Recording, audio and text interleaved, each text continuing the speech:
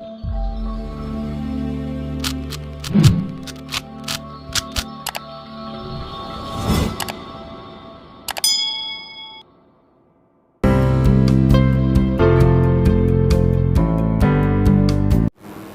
morning students. Now in today's lecture we will see next part, that is work, energy, power and different types of collisions. देखिए starting with work. Work का मतलब क्या होता है? When we can say there is work done. Work is said to be done when force is applied on object and due to applied force if the object performs displacement in any direction except perpendicular. देखिए suppose यहाँ पर एक object है और इसके ऊपर हम force apply करते हैं this way. Okay, so this object moves from A position to B position, so it performs some displacement in the direction of force applied, then work is said to be done. Okay, let the force is applied on this object in this direction, that means it makes some angle theta with the direction of displacement. तो यहाँ पर force और displacement की direction same नहीं है ना, तो ऐसे कंडीशन में क्या होगा कि फोर्स का हॉरिजॉन्टल कंपोनेंट हम लेते हैं स्टूडेंट. देखिए एडजेसेंट साइड, इसलिए इसका एक हॉरिजॉन्टल कंपोनेंट क्या होगा, एफ कॉस थीटा.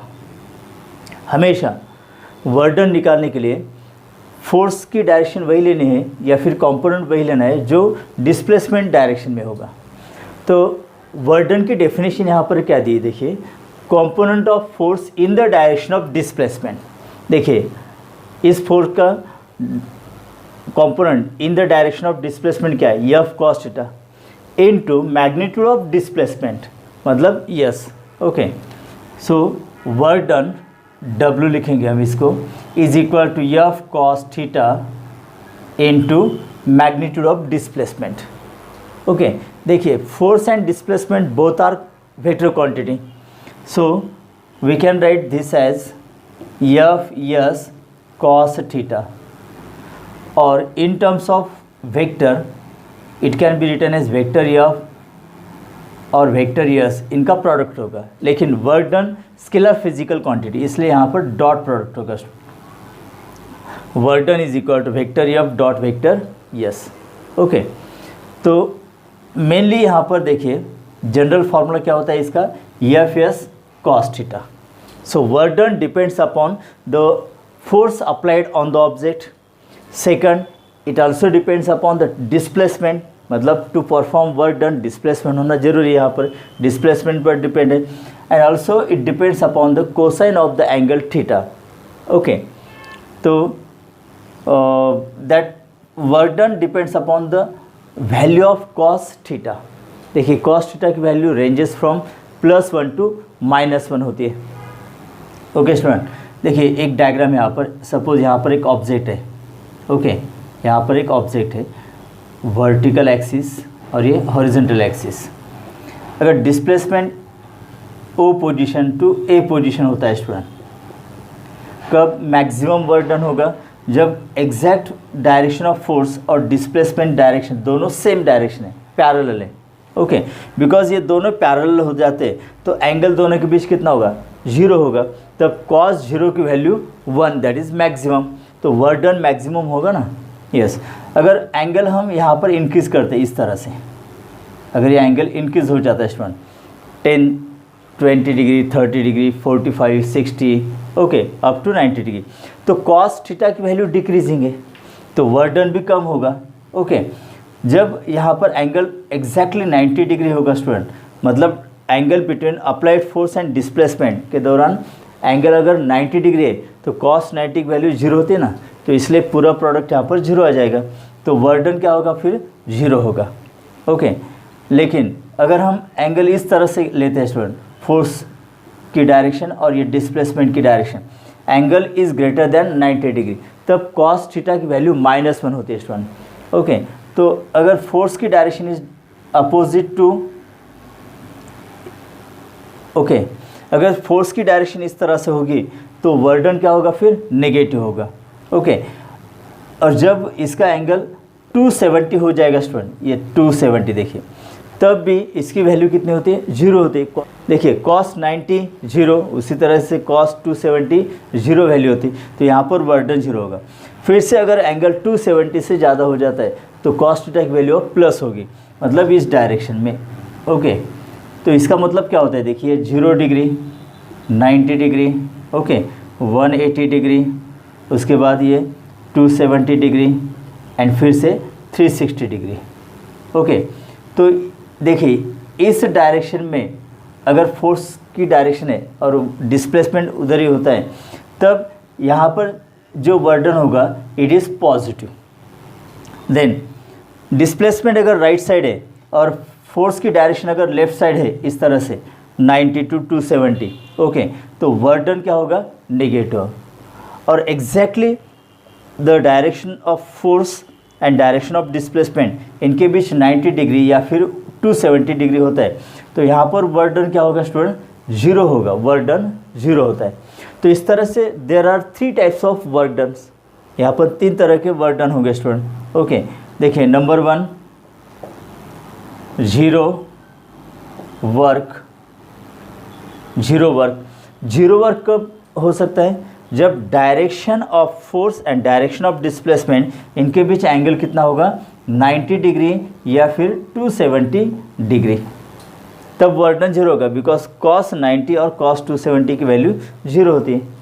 और वर्डन कब 0 होगा, जब हम डिस्प्लेसमेंट होता ही नहीं है, अगर फोर्स अप्लाई करते हैं और वहाँ पर डिस्प्लेसमेंट नहीं हो रहा है, तब यहाँ पर क्या होगा, वर्डन 0 होगा। मतलब फ्रॉम दिस इक्वेशन देखिए वर्डन कब 0 हो सकता है, जब फोर्स की वैल्यू 0 होगी तब वर्डन 0 होगा। अगर फोर्स है लेकिन डिस्प्लेसमेंट नहीं होता है तो भी वर्डन 0 होगा। या फिर direction of force and direction of displacement के बीच एंगल 90 डिग्री या 270 है, तब वर्डन 0 होता है। Okay, then second positive work.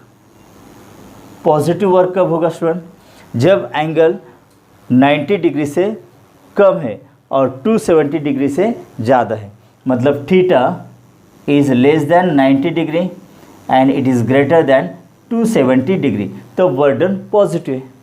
उसी तरह से नेगेटिव वर्डन कब होगा, नेगेटिव वर्क देखिए इस डायरेक्शन में नेगेटिव वर्डन होता है, मतलब angle greater than 90 degree and less than 270। Okay, जब थीटा की वैल्यू ग्रेटर देन 90 डिग्री होगा एंड लेस देन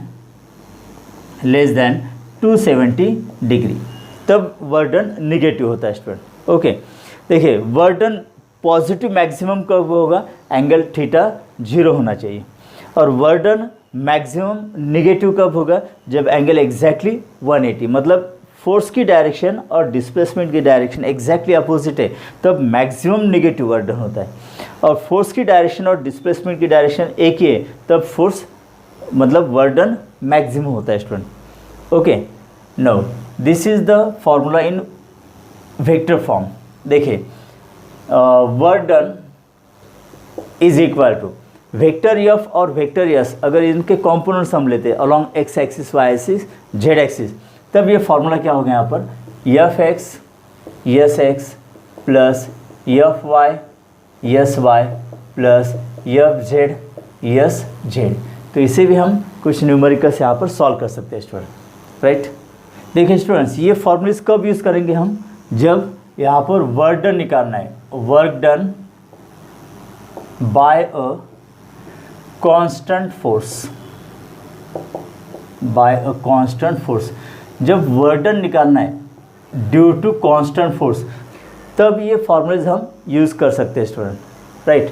देखिए units, SI unit of work done is joule, capital J, okay, joule. CGS unit of work done is अर्ग। अब दोनों के बीच relation क्या है, 1 जूल इज इक्वल टू 10⁷ अर्ग, राइट। देन और एक यूनिट होता है 1 electron volt. 1 electron volt that is 1.6 into 10⁻⁻19 joule, ये दोनों के बीच कन्वर्जन फैक्टर।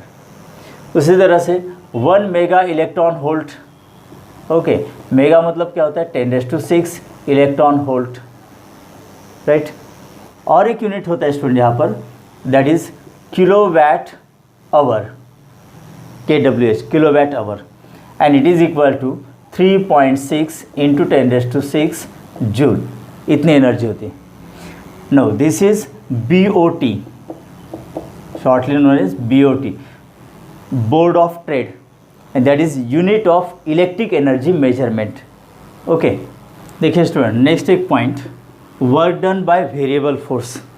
देखिए ये work done by constant force था, मतलब यहाँ पर अगर हम ग्राफ निकालते हैं तो ये ग्राफ स्ट्रेट लाइन आएगा कांस्टेंट फोर्स के लिए, लेकिन वेरिएबल फोर्स है, मतलब सपोज यहाँ पर इनिशियल पोजीशन है x1, this is origin, okay, यहाँ से डिस्प्लेसमेंट x1 है।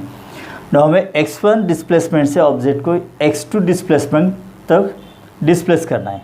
So displacement along x axis, ठीक है, this is displacement along x axis, और फोर्स हम अगर y एक्सिस पर लेते हैं स्टूडेंट, और वेरिएबल फोर्स है, वेरिएबल फोर्स से मतलब that is the function of displacement, जैसे डिस्प्लेसमेंट चेंज होगा फोर्स की अमाउंट भी यहाँ पर चेंज होगी।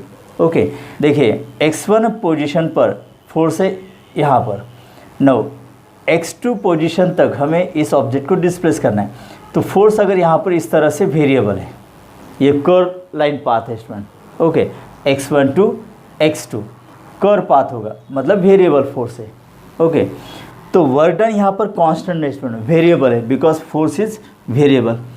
Consider a small displacement dx, suppose यहाँ पर ये स्मॉल डिस्प्लेसमेंट dx स्टूडेंट यहाँ से यहाँ तक, ओके, और फिर फोर्स यहाँ से यहाँ तक चेंज हो जाएगा, तो ये डिस्प्लेसमेंट हमने बहुत ही स्मॉल कंसिडर किया है।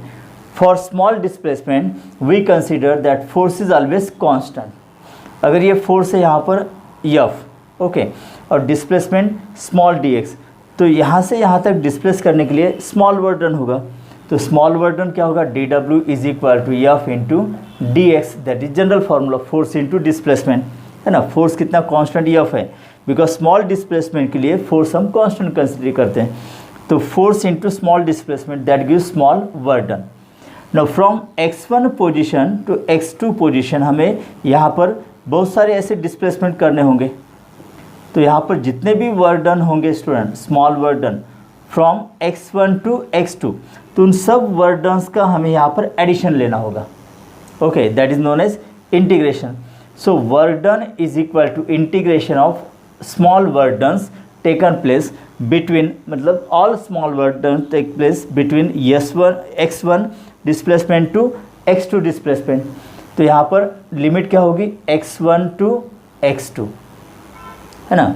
देखिए स्मॉल वर्क डन हमने यहाँ पर निकाला है, dW is equal to F into D X, तो x1 पोजीशन से अगर x2 पोजीशन तक ऑब्जेक्ट को डिस्प्लेस करना है, अगर हम यहाँ पर स्मॉल डिस्प्लेसमेंट करते रहेंगे तो हमें नंबर ऑफ स्मॉल वर्क डन्स मिलेंगे, उन सब की एडिशन अगर करते हैं, मतलब इंटीग्रेशन अगर लेते हैं, तो x1 टू x2 डिस्प्लेस करने के लिए टोटल वर्क डन मिलेगा हमें, तो ये इस तरह से निकालते हैं।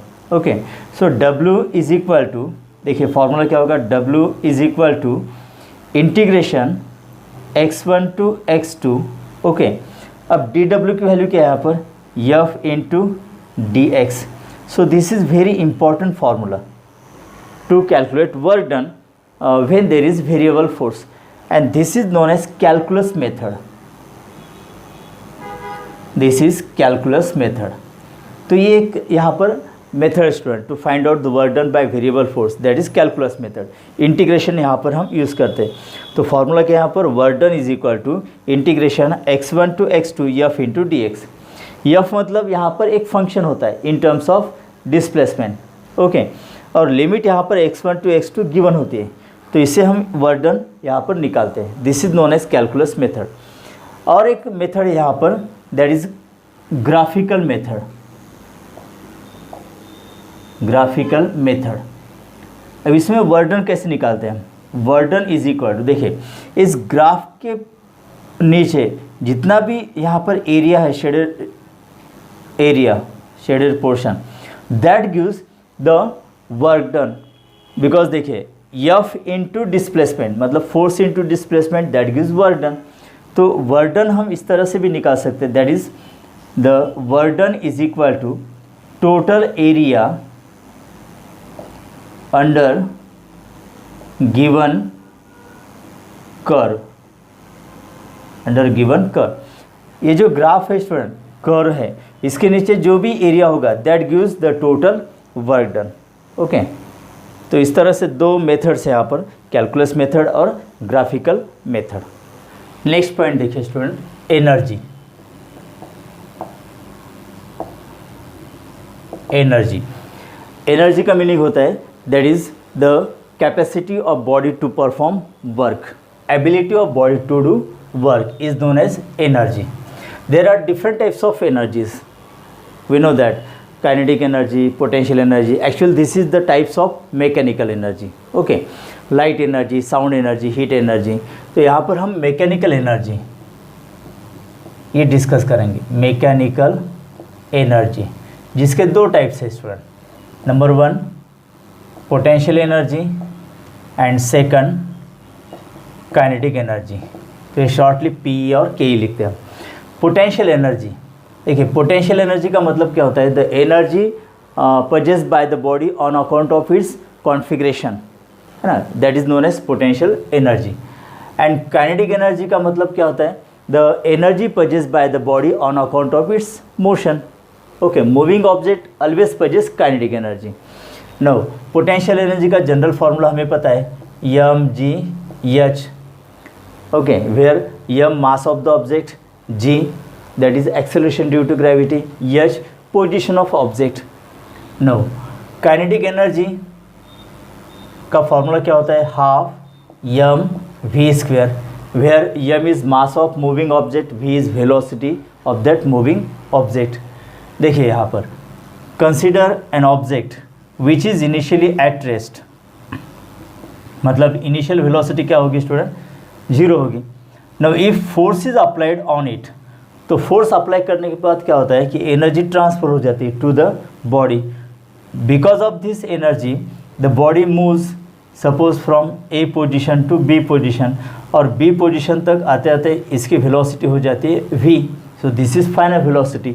Displacement A to B that is S, magnitude form में हम लिखेंगे यहाँ पर। जैसे देखिए velocity changes from 0 to velocity, final velocity v, मतलब इसके अंदर एक एक्सेलरेशन प्रोड्यूस हुआ है बिकॉज फोर्स एक्ट हुआ है ना इसके ऊपर, और मास कितना होता है इसका m। तो a टू b अगर इसका डिस्प्लेसमेंट होता है स्टूडेंट, तो वर्क डन क्या होगा, फिर वर्क डन होगा फोर्स इनटू डिस्प्लेसमेंट, ये जनरल फार्मूला है। और जितना वर्क डन होगा मतलब उतनी यहाँ पर काइनेटिक एनर्जी होगी, दैट इज मूविंग ऑब्जेक्ट है ना ये, इसलिए जितना वर्क डन होगा उतनी ही एनर्जी होगी। So this is equal to kinetic energy. तो इसे हम काइनेटिक एनर्जी का फार्मूला ऑब्टेन कर सकते हैं। देखिए फोर्स के लिए फार्मूला क्या होता है, M a mass into acceleration into s. Okay, now according to third kinematical equation देखिए, v square is equal to u square plus 2a s। Initial velocity 0 है ना यहाँ पर, तो v square is equal to 2a s। तो A S की value क्या होगी, अगर ये 2 इधर लाते हैं हम, वी स्क्वेयर बाय 2। देखिए kinetic energy is equal to M A S के जगह पर लिखना है V square by 2। So this is half M V square. Okay, so this is kinetic energy of moving object. So in mechanical energy there are main 2 types, potential energy and kinetic energy. Okay, देखिए student kinetic energy, इसलिए हम E symbol लिखेंगे यहाँ पर, is equal to half M V square. Okay, देखिए last lecture हमने momentum देखा था। So what is the momentum, that is mass into velocity. Okay, अब देखिए यहाँ पर E is equal to half into M V square. Okay, अगर इसको हम मल्टीप्लाइड बाय एम और डिवाइड बाय एम करते तो स्टेटमेंट क्या होगा स्टूडेंट, देखिए 1/2m। Okay, m into m square v square. So this is m v bracket square divided by 2m। ओके, और e इज इक्वल टू, देखिए m v मतलब momentum, so momentum p square divided by 2m। So this gives the relation between momentum and kinetic energy. Okay, और p square is equal to 2m e या फिर p is equal to root 2m e। मतलब जिस object को kinetic energy है उसको momentum होता ही है, या फिर मूविंग ऑब्जेक्ट को मोमेंटम होता है इसलिए उसको काइनेटिक एनर्जी होती है। So this is relation between momentum and kinetic energy. Next point, work energy theorem. Statement देखिए इसका, the work done by resultant force acting on particle is equal to the change in kinetic energy of the body. मतलब work done W is equal to change in kinetic energy, change in kinetic energy. मतलब particle अगर moving है, initial velocity u, okay, तो उसके ऊपर अगर हम force apply करते हैं तो कुछ वर्क डन होता है, तो that work done is nothing but the change in its kinetic energy. देखिए वर्क डन का फॉर्मूला क्या होता है,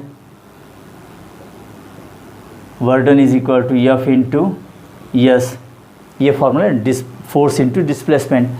नो F मतलब ma into s, okay. Now according to third kinematical equation अभी हमने डिस्कस किया था, v square is equal to u square plus 2as, तो v square minus u square is equal to as, तो as की value क्या होगी फिर v square minus u square by 2। अगर ये as की वैल्यू यहाँ पर रखते हैं student, w is equal to m in bracket v square minus u square by 2, okay. या फिर w इज इक्वल, देखिए इसको अगर हम सेपरेट लिखते हैं, half m v square minus half m u square, तो इसका मतलब क्या होगा, final kinetic energy minus initial kinetic energy, so this gives change in kinetic energy. So work done is equal to change in kinetic energy and it is equal to F into S. तो ये work energy theorem है student. Next देखिए, law of conservation of energy. ये statement आप सबको पता है ना कि the energy can neither be created nor destroyed but it can convert from one type of energy to another type of energy. मतलब after all the total energy of the universe remains same, okay students. Then power, what is the meaning of power? The rate at which work is performed is known as power। मतलब power is equal to work done upon time, ये इसका formula है basic. The rate at which the work is perform मतलब work done upon time. Power का symbol यहाँ पर P लेते हैं हम, P is equal to W by T, that is power is equal to work done upon time, okay. ये formula यहाँ पर। नो SI यूनिट क्या होगा इसका, देखिए SI unit is from the formula W मतलब work done, that is 1 joule, okay, upon 1 second, that gives 1 watt। Capital W is the watt, okay, that means watt is equal two joule per second. देखिए 1 watt power कब होगा, if the rate of work done is joule per second. मतलब 1 second के अंदर work done 1 joule होता है student, तो that is known as 1 joule per second work and that is known as watt. तो यहाँ पर ये इसका SI यूनिट स्टूडेंट, ओके। तो देखिए कुछ यूनिट्स और भी यहाँ पर है, जैसे kilo watt, that is 10⁻³ watt। Then mega watt, mega मतलब 10⁻⁶ watt। या फिर हॉर्स पावर में भी वेट मेजर करते हैं ना, 1 HP, that is horse power and it is equal to 746 watt, right. Now instantaneous power के लिए फॉर्मूला क्या होगा, that is P is equal to dW by dt। तो स्मॉल ड्यूरेशन के लिए पावर यहाँ पर ये फॉर्मूला है इंस्टेंटेनियस पावर के लिए, P is equal dW by dt। देखिए सपोज हमने यहाँ पर एक ग्राफ निकाला है, time along x axis and power along y axis, okay. अगर ये पावर वेरिएबल स्टूडेंट, इस तरह से एक कर्व ग्राफ आएगा, okay, from instant t1 to the instant t2, okay. अब from instant T1 to T2 instant तक कितना टोटल पावर यहाँ पर जनरेट होता है। अब ये निकालना है हमें, तो वही कैलकुलस मेथड यहाँ पर लेनी होगी स्टूडेंट।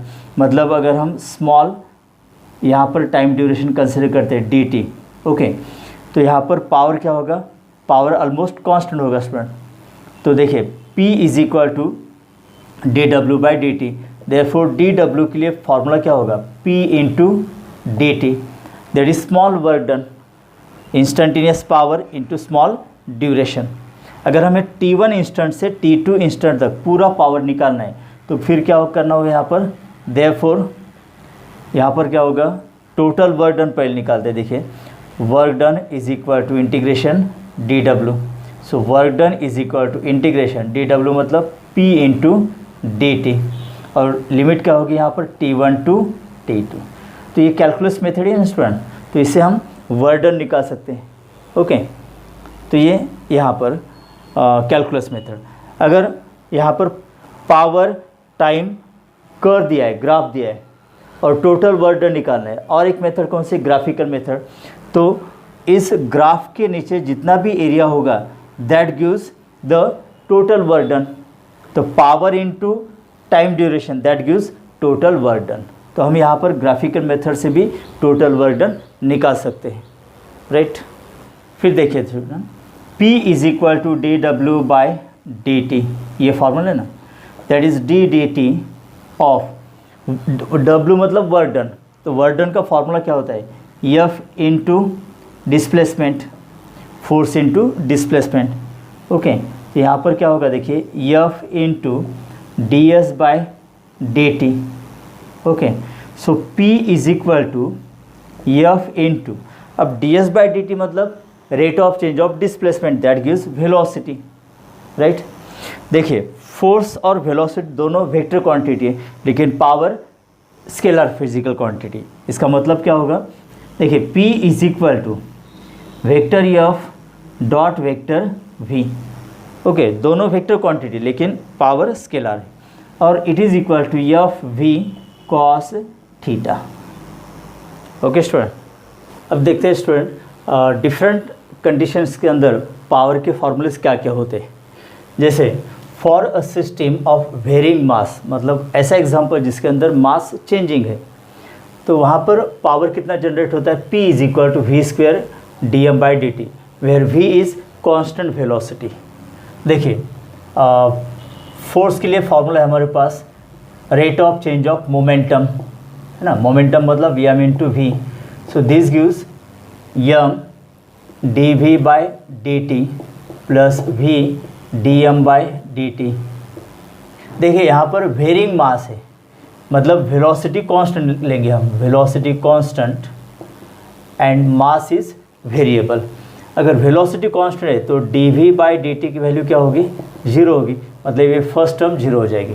फोर्स के लिए ये फॉर्मूला स्टूडेंट। ओके, देखिए पावर का फॉर्मूला क्या होता है, फोर्स इंटू वेलोसिटी।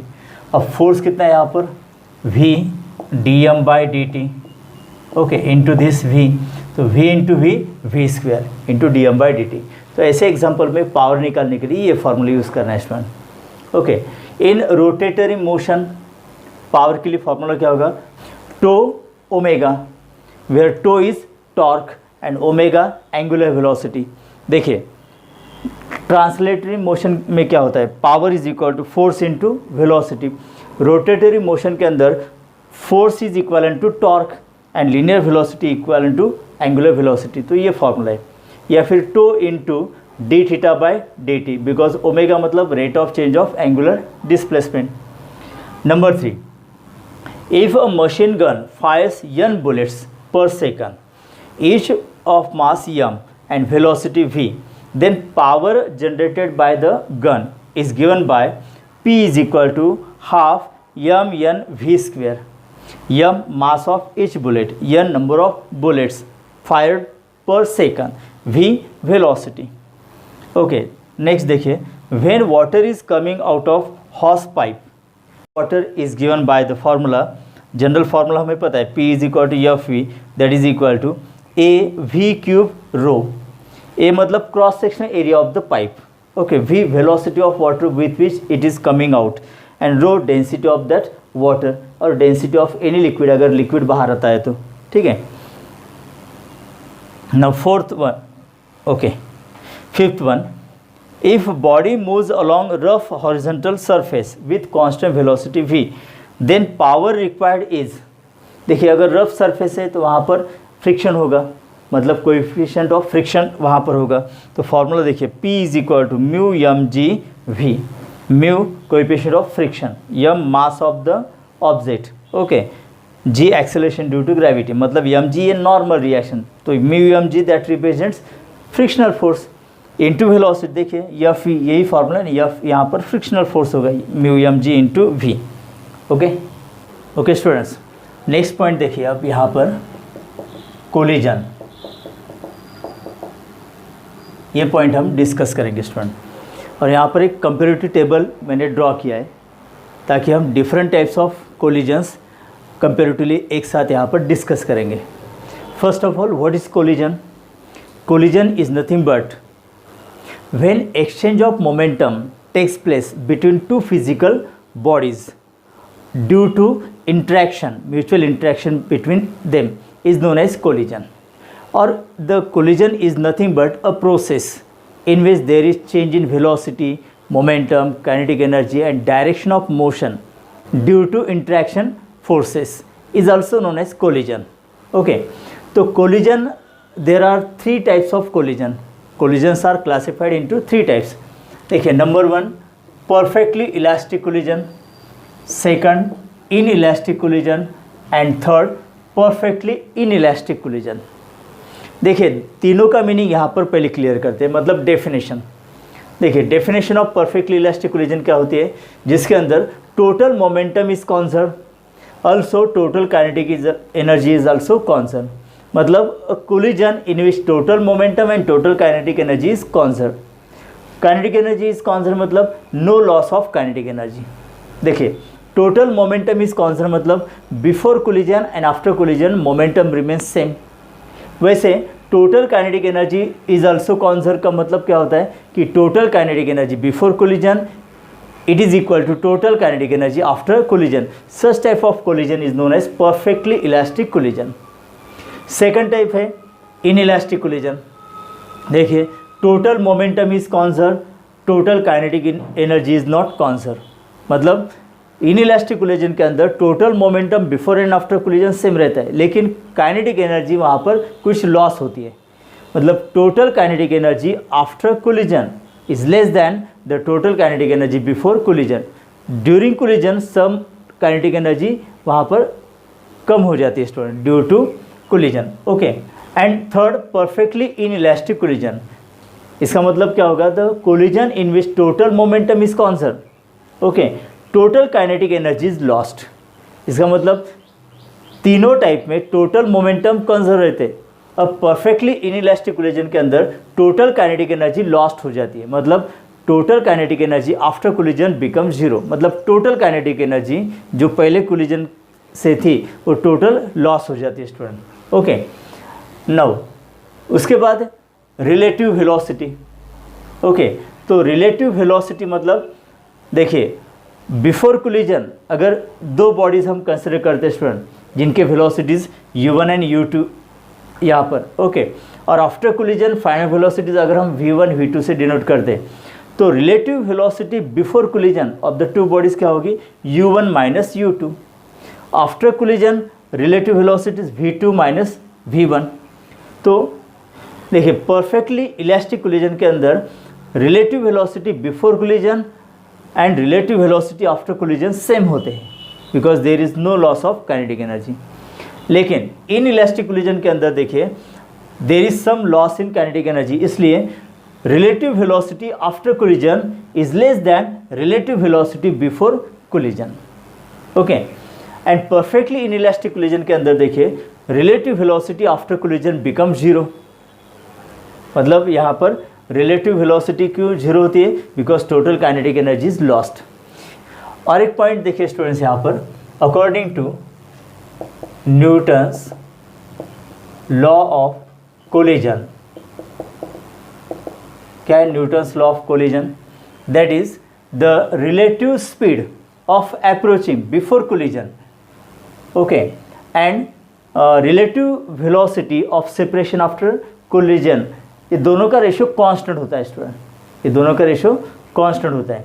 ओके देखिए, relative velocity of separation after collision मतलब v2 minus v1 is directly proportional to relative velocity of approaching before collision, ये डायरेक्टली प्रोपोर्शनल होता है।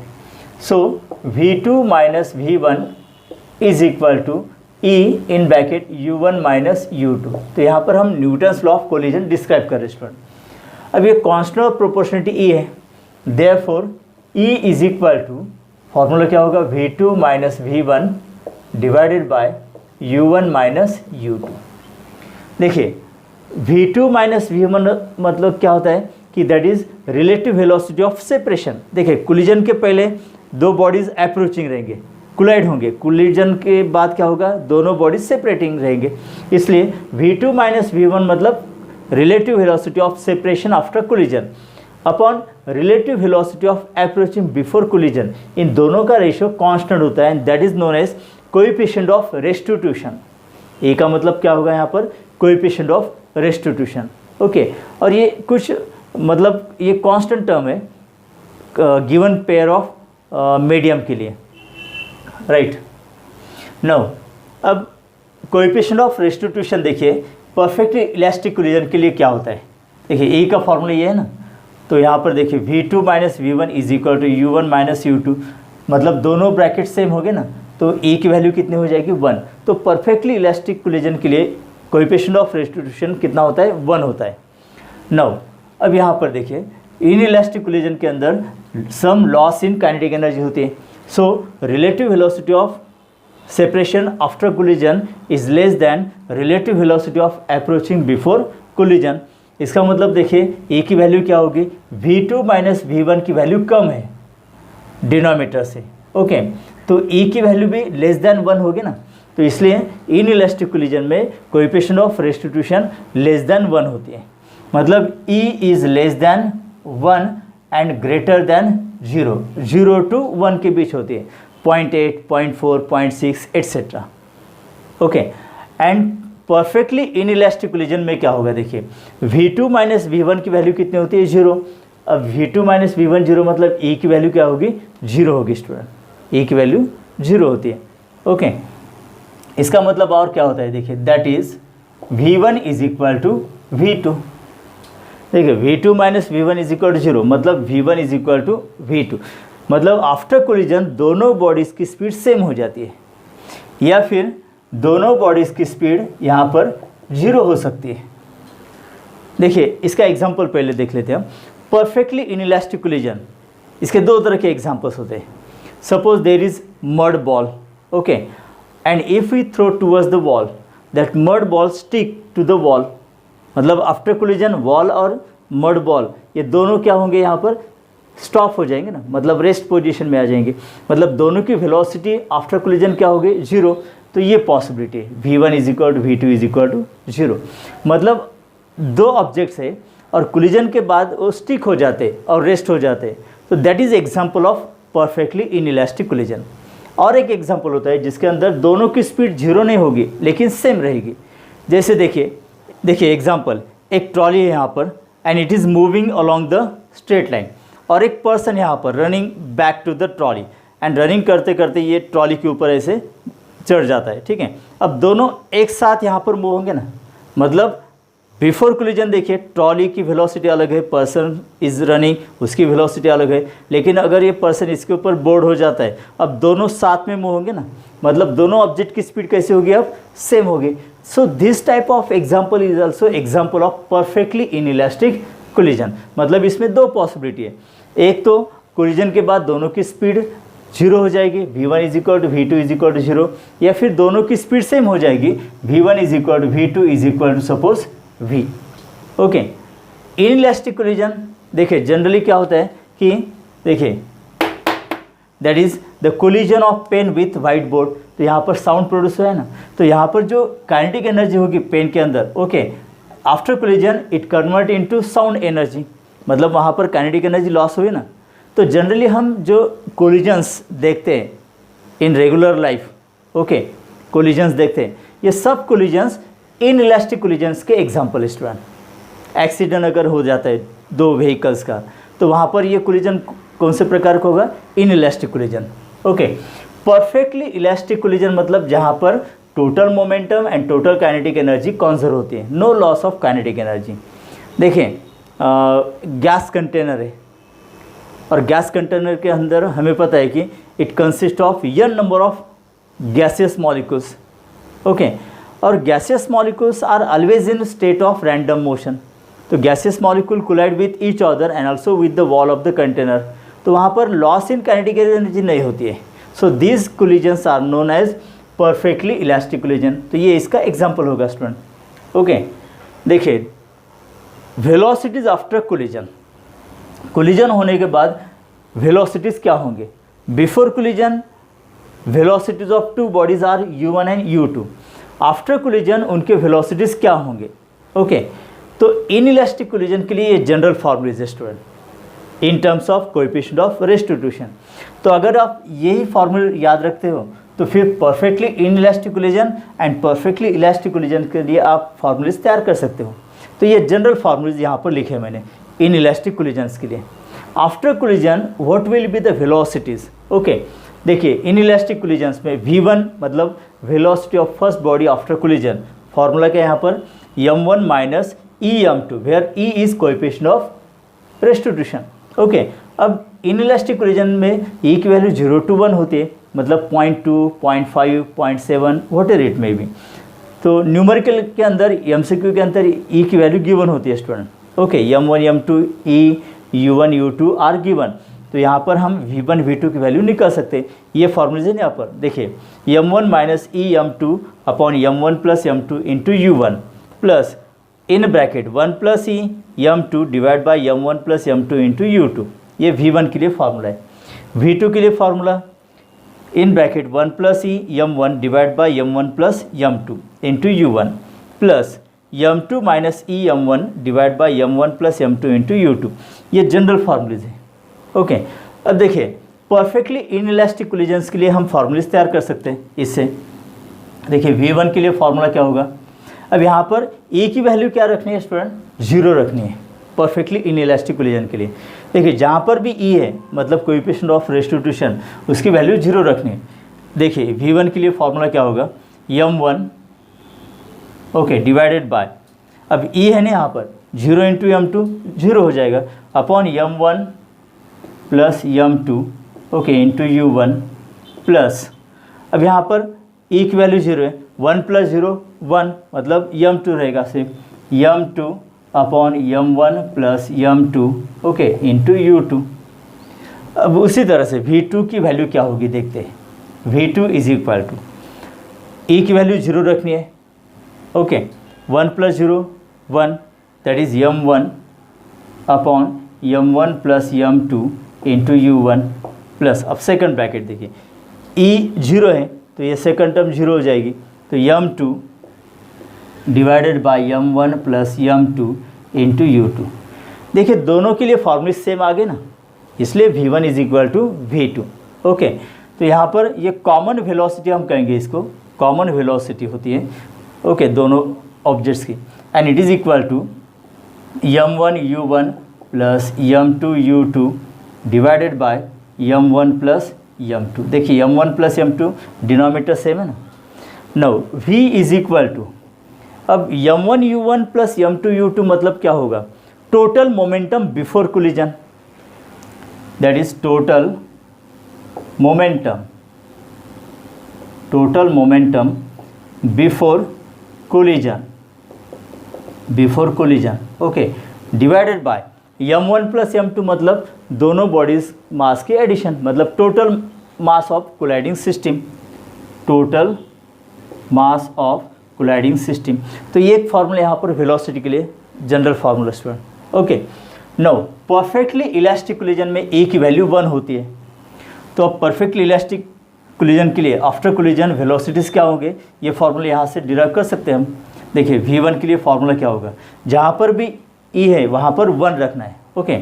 देखिए, v1 के लिए m1 माइनस ई मतलब 1 है, 1 into m2 that is m2 divided by m1 plus m2 okay into u1 plus, अब यहाँ पर ई है, ई की वैल्यू 1 लेनी है तो 1 plus 1 2, so this is 2m2 divided by m1 plus m2 into u2। ये v1 के लिए फार्मूला है परफेक्टली इलास्टिक कोलिजन के लिए। ओके अगर हमें मासेस पता है m1 m2 u1 u2 velocities before collision, तो इस फार्मूले से हम आफ्टर कोलिजन मतलब after elastic collision first body की स्पीड क्या होगी ये निकाल सकते हैं।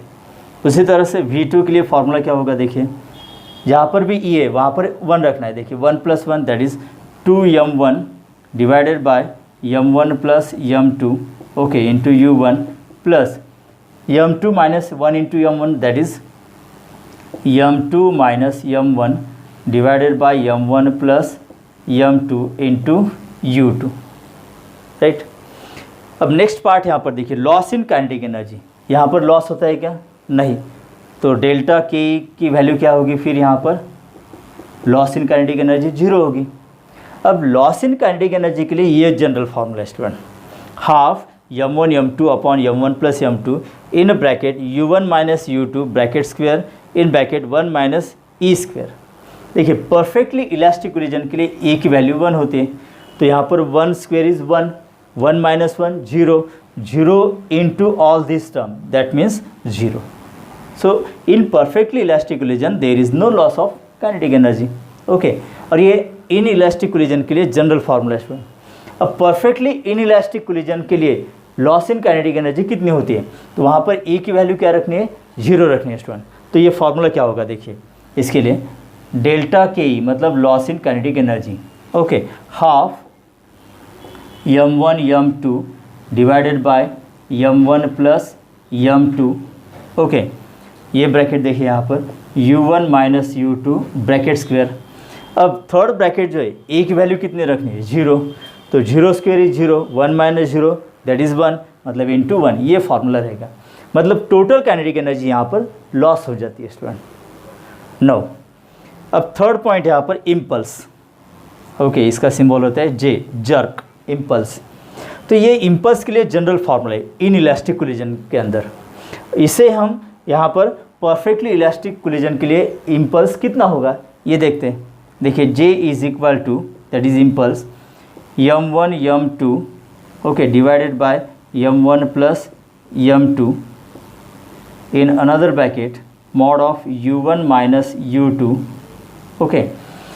देखिए ई की वैल्यू 1 होती है, 1 प्लस 1 2 ओके इंटू 2, मतलब जो इम्पल्स होता है ये डबल होता है। इम्पल्स क्या होगा, डबल होगा इसका। देखिए जनरल फार्मूला इम्पल्स का होता है mass into change in velocity that is change in momentum. देखिए मास है यहाँ पर और ये change in velocity u1 minus u2 okay, double होता है इम्पल्स। ये जनरल फार्मूला है इन इलास्टिक कोलिजन के लिए।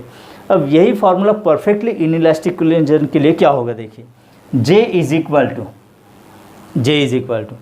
m1 m2 divided by m1 plus m2 okay in another bracket mod of u1 minus u2, मतलब दोनों का डिफरेंस लेना है हमें ओके।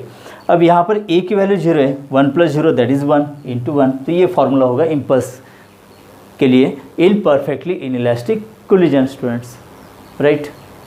देखिए और एक पॉइंट, लास्ट पॉइंट हम डिस्कस करने जा रहे हैं स्टूडेंट।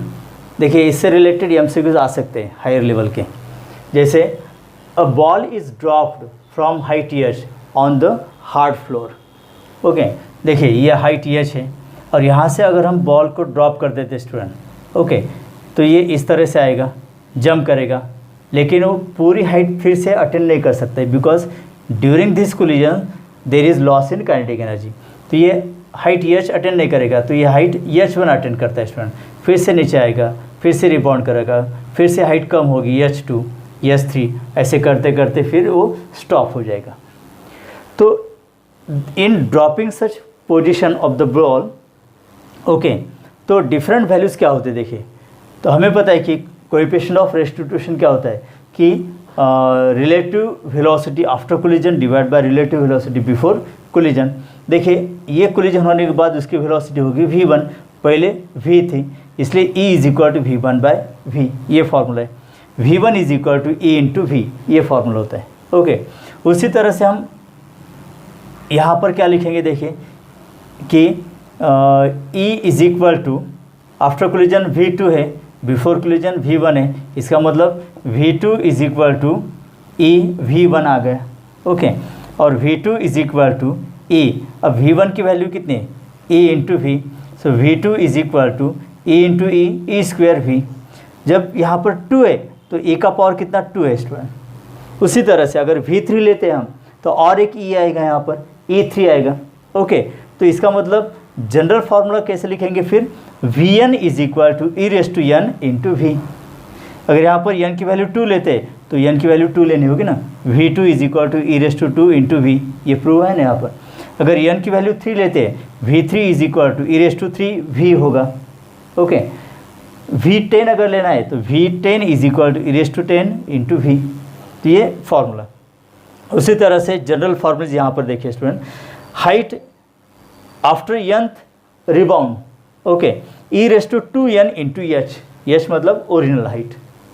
तो अगर 5 रिबाउंड के बाद उसकी हाइट क्या होगी ये पूछा है, तो n की वैल्यू यहाँ पर 5 लेनी है स्टूडेंट। ओके, उसी तरह से देखिए यहाँ से अगर ड्रॉप करते हैं हम तो यहाँ पर टाइम कुछ लगेगा, यहाँ पर कोलिजन के बाद ये फिर से मैक्सिमम हाइट अटेंड करेगा H1, फिर से यहाँ पर आएगा, तो this is time of flight. Okay, ये यहाँ पर टाइम ऑफ फ्लाइट है, यहाँ पर टाइम ऑफ फ्लाइट है, तो उसके लिए फॉर्मूला क्या है, देखिए Tn is equal to E raise to N root 2h/g, ये फार्मूला है। h मतलब height, g acceleration due to gravity. Okay, n का मतलब यहाँ पर नंबर ऑफ रिबाउंडिंग, अगर 2 रिबाउंडिंग अगर वहाँ पर होता है, ओके, देखिए 1 2, ओके यहाँ तक, तो ये टाइम कितना लगता है यहाँ पर ये निकालने के लिए, ये फार्मूला है जनरल। उसी तरह से देखिए ये यहाँ से ड्रॉप अगर करते हैं तो ये ड्रॉपिंग होगा, इस तरह से रिबाउंडिंग होगा। Okay, and after some time it stops, तो इसके लिए टोटल टाइम कितना लगा है ये अगर पूछते हैं तो फिर उसके लिए ये फार्मूला है, T is equal to in bracket 1 + E divide by 1 - E root 2h/g, where E is coefficient of restitution, और ये कोएफिशिएंट ऑफ रेस्टिट्यूशन की वैल्यू गिवन होती है स्टूडेंट MCQ के अंदर। ओके, तो ये कुछ मेन पॉइंट्स। एंड यहाँ पर हमने क्या किया है कि perfectly elastic, inelastic, perfectly inelastic collision, सब फार्मूलेज यहाँ पर कॉन्सेप्ट्स हमने कंपेरेटिवली स्टडी किए। ओके, तो ये इंपॉर्टेंट टेबल है, नोट डाउन कीजिए इसको, राइट।